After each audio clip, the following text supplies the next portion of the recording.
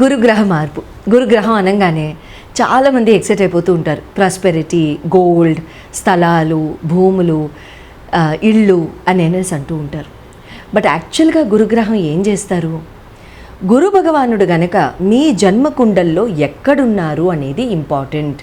గురు భగవానుడు he is a prosperous planet, he is a majestic planet.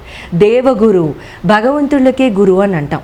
అందుకు ఆ గురు భగవానుడు కనుక మన జన్మకుండల్లో కనుక ఎక్కడ ఉన్నట్లయితే ఆ జన్మకుండల్లో ఆయన ఎక్కడ సీటెడ్ అయి ఉన్నారు, either it is a benefic house or it is a malefic house, whatsoever. మనకి శత్రు ఇంట్లో ఉన్నారు, మనకి మిత్రుడి ఇంట్లో ఉన్నారు, ఇవన్నీ కూడా చాలా చాలా ఇంపార్టెంట్. Point number 1.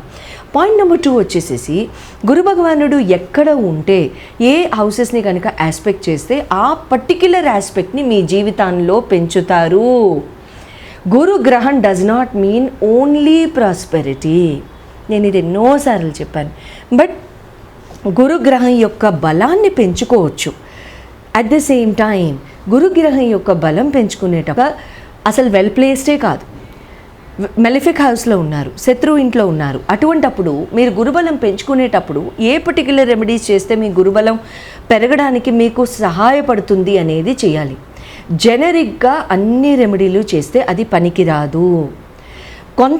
కొన్ని గురు భగవానుడు ఇచ్చే డిసీజెస్ కొన్ని ఉంటాయి, వాటికి కూడా రెమెడీస్ చేసేటప్పుడు గురువు ఎక్కడున్నారు మీ హోరోస్కోప్లో దాని ప్రకారం మీరు చేయొచ్చా లేదా అనేది చూసుకోవాలి.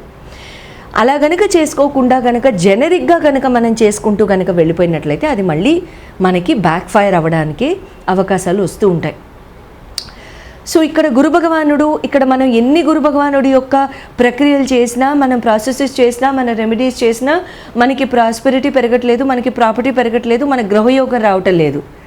ఫస్ట్ చెక్ లిస్ట్ అక్కడ గ్రీన్ కలర్ పెన్తో టిక్ పెట్టేసేసి అప్పుడు మీరు మీ కుండల్ని చెక్ చేయించుకోండి. ఆయన అసలు ఏ ఇంట్లో ఉన్నారు, ఏ హౌసెస్ని ఎక్స్పెక్ట్ చేస్తున్నారు. మనం గురుగ్రహం యొక్క మన బలం పెంచేసేసుకుంటే మనకి ఏం పెరుగుతున్నాయి, ఆయన బలం పెరగడానికి మన రెమెడీలు చేసినప్పుడు ఏ ఆస్పెక్ట్లో మనకి పెరుగుతుంది అనేది తెలుసుకోవడం ఇంపార్టెంట్. ఆయన అందరికీ ఇదే కామన్ రిజల్ట్ ఇవ్వరండి. ముందు సత్యాన్ని తెలుసుకోండి. Point number 1 of the subject. Point number 2, గురు భగవానుడి యొక్క ఈ బలం పెంచుకునేటప్పుడు కూడా మనకి గురు భగవానుడు ప్రతి సంవత్సరం కూడా ట్రాన్సిట్ అవుతూ ఉంటారు.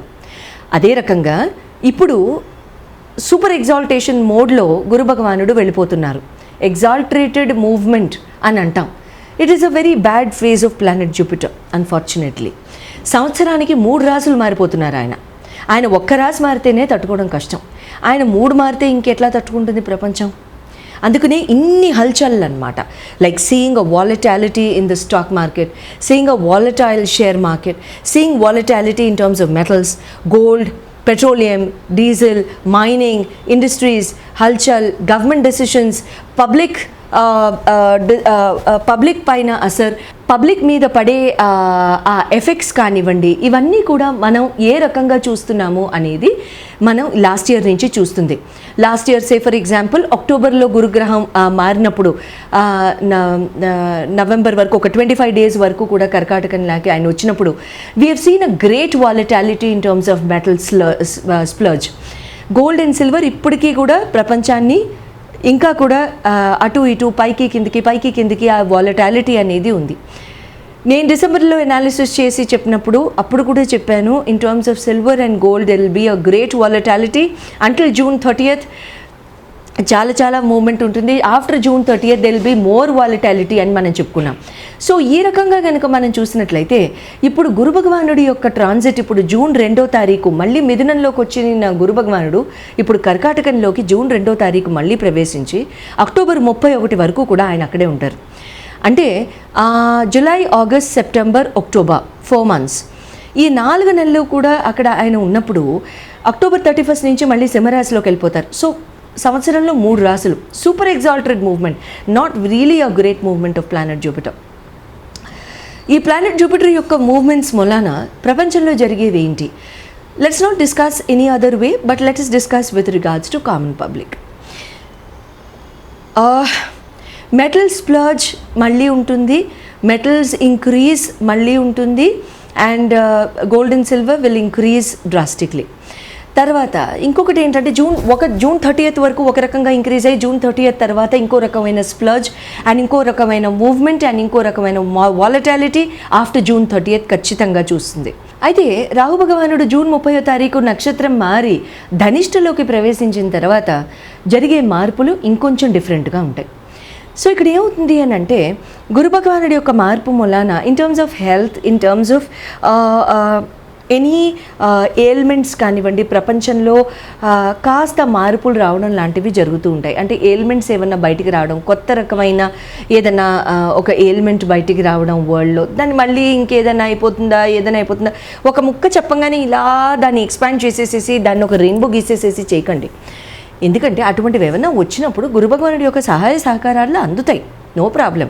కర్కాటక గురు ఈజ్ అన్ ఎగ్జాల్టెడ్ గురు, చాలా మంచివాడు, ఇబ్బంది ఏం లేదు. బట్ ఏంటంటే కొన్ని ఉంటాయి, జస్ట్ ఒక లిటిల్ బిట్ ఆఫ్ ప్రపోర్షన్లో కాస్త పర్మిటేషన్స్ కాంబినేషన్స్లో వెళ్తుంది అది, అందుకంటే పెద్దగా ఏమవుతుంది. సో ఇక్కడ ఏమవుతుంది అని అనుకుంటే బ్యూటిఫుల్ చేంజెస్ కూడా వస్తూ ఉంటాయి వరల్డ్లో, బాగుంటుంది. Emotional aspect in terms of mental peace, in terms of the world, అవన్నీ కూడా చాలా వరకు సెటిల్ అయిపోతాయి. Mental peace in the world will definitely be achieved, it's a very good sign. తర్వాత కర్కాటక రాశిలో ప్రవేశిస్తున్న గురు భగవానుడు 12 రాశుల మీద ఎటువంటి ఎఫెక్ట్స్తో ఆయన ఈ 12 రాశుల వారికి ఎటువంటి రిజల్ట్స్ ఇస్తారో తెలిసేసుకుందారండి. మిథున రాశి వారికి ద్వితీయ స్థానంలో కర్కాటక రాశిలో గురువు ప్రవేశం అండ్ షష్టమ స్థాన, అష్టమ స్థాన, దశమ స్థాన చూపుల్లోకి గురు భగవానుడి యొక్క ప్రవేశం. మిథున రాశి వాళ్ళకి చాలామందికి కూడా ఎంప్లాయ్మెంట్ ఆపర్చునిటీస్లో fallouts and losses of jobs, I'm so sorry to say this, but losses of jobs and change of jobs ఇవన్నీ కూడా very very inevitable. At the same time ఇక్కడ శత్రుత్వాలు జాబ్స్ విషయంలో పెరగడానికి అవకాశాలు ఉంటూ ఉంటాయి. ఎంప్లాయ్మెంట్ ఆపర్చునిటీస్, బాసెస్తో విభేదాలు, మేనేజ్మెంట్ అడ్మినిస్ట్రేషన్ సపోర్ట్ లేకపోవడాలు లాంటివి ఉంటూ ఉంటాయి. పెద్దవాళ్ళు, ఫాదర్ ఫిగర్స్ యొక్క సపోర్ట్ లేకపోవడం, ఫాదర్ ఫిగర్స్తో ఫాల్అవుట్స్, ఫాదర్ ఫిగర్స్ మూలాన కూడా మీకు ఇక్కడ ఇబ్బందులు కలగడం, విభేదాలు కలగడం, మనస్పర్ధలు కలగడం లాంటివి జరుగుతూ ఉంటాయి. ఇక్కడ జరిగిపోతాయి అని నేను అనలేదు, లాంటివి జరగడానికి అవకాశాలు ఉన్నాయి. వచ్చినప్పుడు మనం కంట్రోల్ చేసుకుంటే శుభంగా ఉంటుంది, అంతే కదా. అంతేగాని ప్రపంచంలో ఉన్న మిథున రాశి వాళ్ళందరూ తండ్రులతో పోట్లాడతారా? పోట్లాడరు. ఇక్కడ there is a point of saying. ఇప్పుడు నేను ఎప్పుడైనా జన్మజాతకం చెప్తున్నప్పుడు ఫోన్లో ఈ టైంలో జాగ్రత్త అంటే మేడం నాకు ఏమొచ్చేస్తుంది అని అనేస్తారు. ఇంకా పాపం నాతో అక్షంతలు పడిన వాళ్ళ సంగతి తెలిసిందే, పాపం మీరే చెప్పగలరు ఏ రకంగా అక్షంతలు వేస్తానని, అంతే కదా. సో ఇబ్బంది ఏం లేదు, ఎందుకంటే అంటారు కదా అమ్మ పెట్టేది పెట్టకపోతే కడుపు నిండదని. సో అటువంటివి జరగాలి. సో అందుకని ఎక్స్ట్రీమ్కి వెళ్ళిపోవద్దు. నేను ఇలాంటివి చెప్పాను అంటే మనం కంట్రోల్గా ఉంటే అయిపోతుంది. మన బాసెస్తో పోట్లాడే ఉత్సుకత మనకు వచ్చేసింది, పోట్లాడొద్దు. వాడిని నానా మాటలు అనొద్దు. నిన్నటి దాకా వాడు సపోర్ట్ చేశాడు, ఇప్పుడు రేపు సపోర్ట్ చేయడు. ఎందుకు? గురువు అష్టమానికి వస్తున్నారు, ఎందుకు సపోర్ట్ చేస్తారు? చేయరు. వాడు రిప్లేస్మెంట్ ఎత్తుక్కుంటాడు. అర్థమైంది కదా. సో అందుకని ఎక్కడ మనం అంటారు కదా ఏదో సినిమాలో. సో ఇక్కడ ఏమవుతుందంటే అటువంటి ఆపర్చునిటీస్ ఎవరు కూడా ఇవ్వద్దు.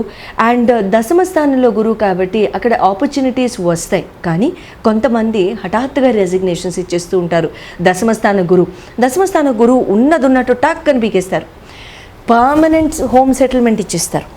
ఎంతో కాలంగా ఉద్యోగం మాని వర్క్ ఫ్రమ్ హోమ్ లేకపోతే ఇంట్లోనే కూర్చోవాలి అనుకున్న వాళ్ళందరికీ ఇది గోల్డెన్ ఆపర్చునిటీ. చాలామంది నేను నోటీస్ చేశాను, గురువు దశమ స్థానానికి వచ్చి రాగానే పర్మనెంట్ రిటైర్మెంట్ ఇచ్చేస్తారు. 58 years కాదు, 30 yearsకి 28 yearsకి. అంటే ఒక డెసిషన్ వీళ్ళు తీసేసుకుంటారు. అటువంటి వాళ్ళకి గోల్డెన్ టైం. ఏముంది, పర్వాలేదు, ఇబ్బంది లేదు, అది మీ decision. I'm happy for you. And if you want to stay at home and be happy, please be happy. And లేదు వర్క్ ఫ్రమ్ హోమ్ చేసుకుందాం అనుకుంటున్నాం, లేకపోతే you really want to setup a business, you want to setup food business, catering business, very good, fantastic, please go ahead, golden time.